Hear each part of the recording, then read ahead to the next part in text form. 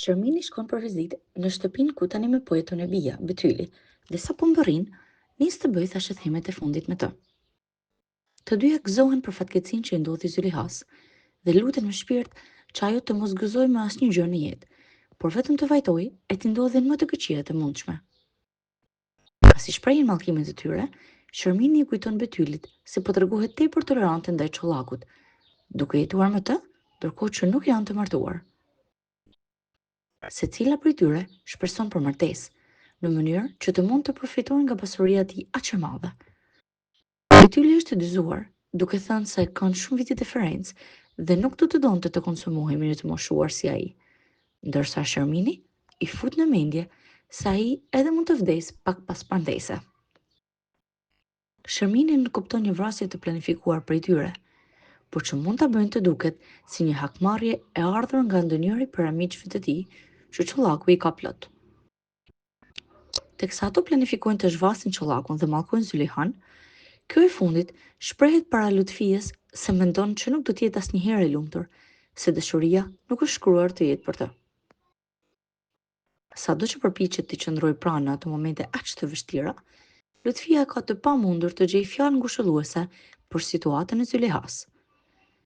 Ato flasin për Mehmetin, ndërsa Fikreti shkon të takojë atë. Ai i përgjërohet prokurorit që ta lejojë të takojë dhe ai pranon, me një kusht që t'i rrefehet policisë nëse Mehmeti do të tregojë ndonjë gjë me interes për shtetin.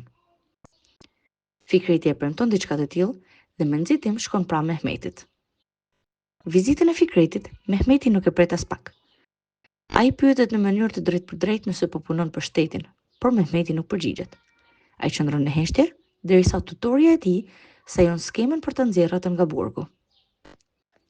Ai i dërgon prokurorit të Çukurovës provën, gjoja se në botë ka dy persona me identitet të njëjtë, ku njëri është Hakan Gymyshollu që ato kanë arrestuar dhe tjetri është kriminali me përndjekje penale në shumë shtete të botës.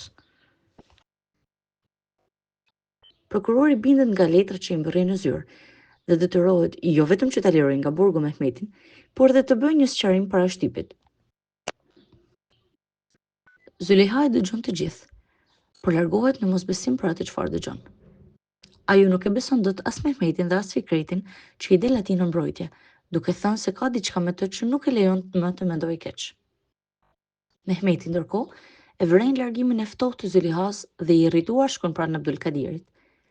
Me shumë bindje, ai thotë se do e gjejë një mënyrë për të rifituar Zylihan, pasi nuk e mendon dot një jetë pa të.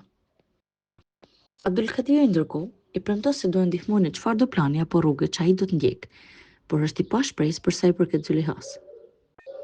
Sa kaq, në shtëpinë e Zylihas përjetojnë çaste komike. Për të irrituar Xhevrien, Fadiku dhe ndihmësja e saj e fusin në valle. Ato e bëjnë të besojë se Lutfia shpërndan ar për sa herë që i pastrohet dhoma, ndaj dhe Xhevria futet me fëri për ta pastruar, cep me cep.